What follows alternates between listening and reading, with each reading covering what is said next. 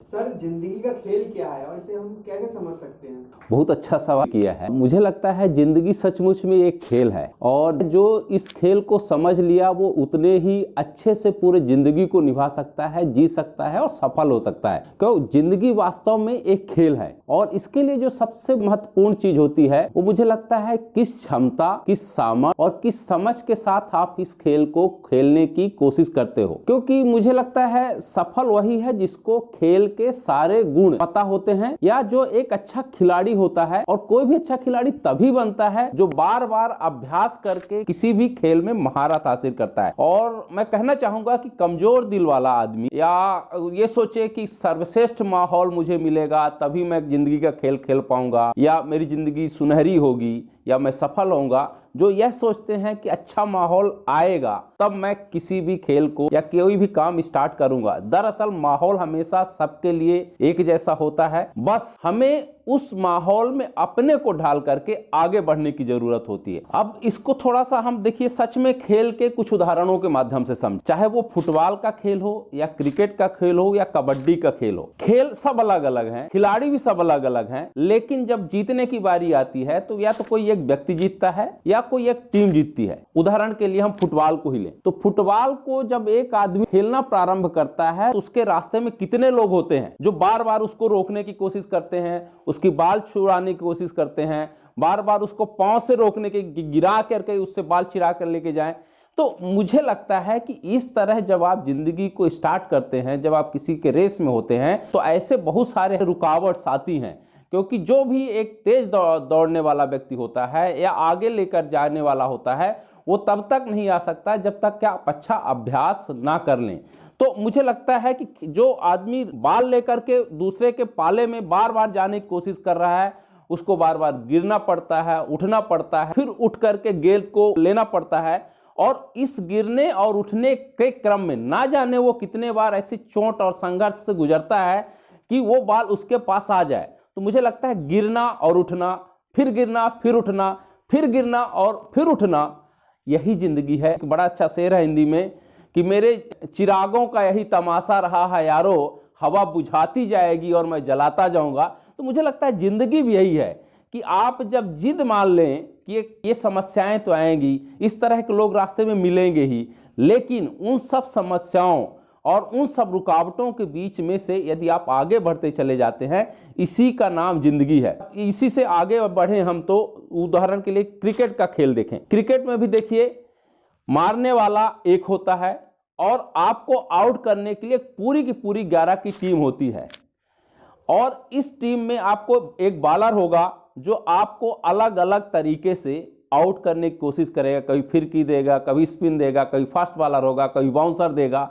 लेकिन इन सब ऐसी बालों के बीच में जो व्यक्ति डटा रहता है और अपना बार बार बल्ला घुमाने की कोशिश करता है, वही आगे जाकर के कहीं ना कहीं सिक्सर मार पाता है। उदाहरण के लिए आप देखिए कि जब आप एक बॉल डालते हैं तो डाट चली जाती है, फिर दूसरी बॉल डालते हैं फिर भी वो डाट चली जाती है, तीसरी बॉल आती है फिर भी वो डाट चली जाती है, चौथी बॉल आपको सामने डाली जाती है वो भी डाट चली जाती है, पांचवी बॉल आती है वो भी डाट चली जाती है। लेकिन हर बार जरूरी नहीं है कि आप बल्ला घुमाएं और आपको बॉल का बैट से कनेक्शन ना हो। यदि 5 बार आपकी डाट गई और एक बार आपने उठा करके छक्का मारा तो ये 5 बालों की कसर एक बाल ने पूरी कर दी। जिंदगी यही है कि आप लगातार बार बार बल्ला घुमाते रहिए, अभ्यास करते रहिए, कोशिश करते रहिए, कभी न कभी बैट से बॉल का कनेक्शन तो होगा।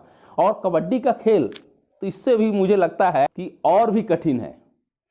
कबड्डी के खेल में यदि आप देखें तो जब दूसरे पाले में जाना होता है तो आपको अकेले जाना होता है और आपको सामने वाले पाले में 7 लोग खड़े हैं जो आपको एकदम पटकने के लिए तैयार खड़े हैं। अब ऐसे में जब तक आप बार बार अभ्यास करके दूसरे को मार के आने की कला नहीं सीख लेते तब तक आप अच्छे विनर नहीं हो सकते। तो यही होता है कि एक मजा हुआ खिलाड़ी एक बार नहीं, 10 बार नहीं, 100 बार नहीं, बल्कि 1000 बार ऐसे जब अभ्यास करता है कि सामने वाले 7 के 7 टीम के मेंबर को उनके अंदर घुस करके मार कर बाहर आ जाए, यही कला है जीवन जीने की, जीवन के खेल को समझने के लिए। अब सवाल उठता है कि इस पूरे खेल को आप देखिए तो मुझे लगता है कि इसमें 2-3 चीज़ें बहुत महत्वपूर्ण हैं।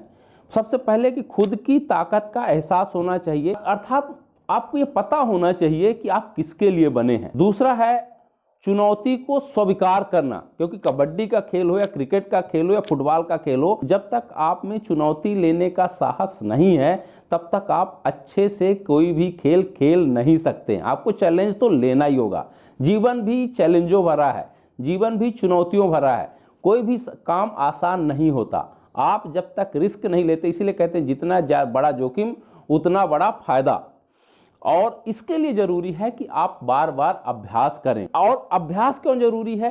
हम जब बार बार अभ्यास की बात करते हैं, बार बार कोशिश की बात करते हैं, तो ये इसलिए जरूरी है कि बिना अभ्यास के आप किसी भी काम में दक्षता हासिल नहीं कर सकते, महारत हासिल नहीं कर सकते।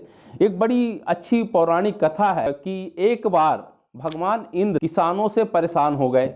उन्होंने घोषणा कर दी कि 12 साल तक बारिश नहीं होगी और आप फसलों का उत्पादन नहीं कर पाएंगे। किसानों ने भगवान इंद्र से क्षमा याचना की, कहा बारिश तभी संभव होगी जब भगवान शिव अपना डमरू बजाएंगे। लेकिन उन्होंने चुपके से भगवान शिव से इन किसानों से सहमत नहीं होने का अनुरोध किया। जब किसान भगवान शिव के पास पहुंचे तो उन्होंने वही बात दोहराई और कहा कि वह 12 साल तक डमरू नहीं बजाएंगे। निराश किसानों ने 12 साल तक इंतजार करने का फैसला किया। लेकिन एक किसान नियमित रूप से खुदाई कर रहा था, मिट्टी में खाद डाल रहा था, लेकिन फसल नहीं बो रहा था। यह सब देखकर अन्य किसान उस किसान का मजाक उड़ा रहे थे।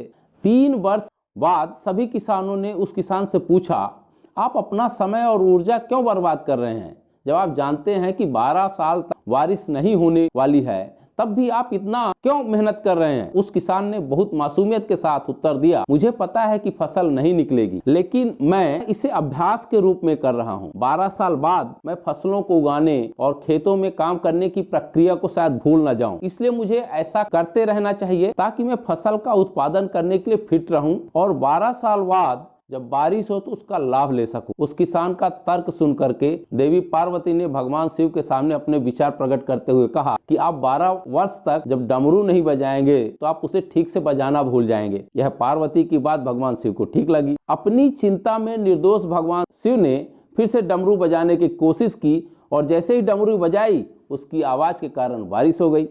परिणाम यह हुआ, जो किसान नियमित रूप से खेत में काम कर रहा था उसकी फसल तुरंत निकल गई और जो अन्य किसान हाथ में हाथ रखे बैठे हुए थे उनको सिर्फ निराशा ही हाथ लगी। इस कहानी से मुझे लगता है हम सबको एक शिक्षा मिलती है, यदि हम लगातार जब बिना अपेक्षा के अभ्यास करते रहते हैं तो उससे कोई भी चीज हासिल की जा सकती है। लेकिन इन सब खेल के बीच में हमें एक चीज हमेशा याद रखना चाहिए कि किसी भी परिस्थिति में, किसी भी समस्या के आ जाने के बावजूद भी हमें ना तो टूटना है ना तो हार मानना है। इस संदर्भ में आपको एक बड़ी रोचक कहानी सुनाना चाहूंगा, शायद आप लोगों ने भी सुनी होगी। एक बार एक ठेकेदार मकराना के एक माइन से 2 पत्थरों को कटवाता है और दुबई बेचने के लिए ले जाता है। पत्थर को उठाने, चढ़ाने, लाने, ले जाने में एक दूसरे से घर्षण होता है। कुछ जमीन में उठाने पटकने में एक पत्थर धीरे धीरे टूटने लगता है, लेकिन दूसरा उठा पटक में भी अपनी हिम्मत नहीं हारता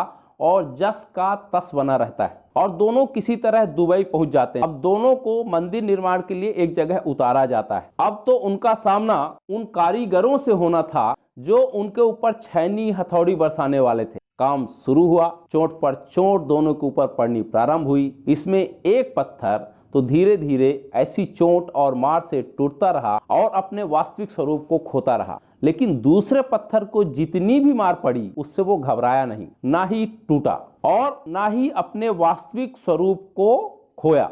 जैसा जैसा कारीगर ने जिस स्वरूप में उसे ढालना चाहा वह ढलता चला गया। जो चोट खा करके छोटे छोटे टुकड़ों में टूट गया वो सड़क का कंकर बन गया और जो इतनी चोट खा करके भी अपने को टूटने नहीं दिया, खंडित नहीं होने दिया, वह मंदिर का संकर बन गया। कहने का तात्पर्य है कि जिंदगी हम सब के सामने समान अवसर लेकर आती है, बस अंतर इतना सा है, जो चोट खा खा करके बिखर जाता है वह सामान्य व्यक्ति है और जो चोट के बावजूद मजबूत मजबूत और मजबूत होता चला जाता है, निखरता चला जाता है, वह मंदिर का शंकर बन जाता है। अंततः पूजा मुझे लगती है ऐसे ही लोगों की होती है, ऐसे ही व्यक्तियों की होती है जिसमें सब कुछ सहने सब्र करने की शक्ति होती है।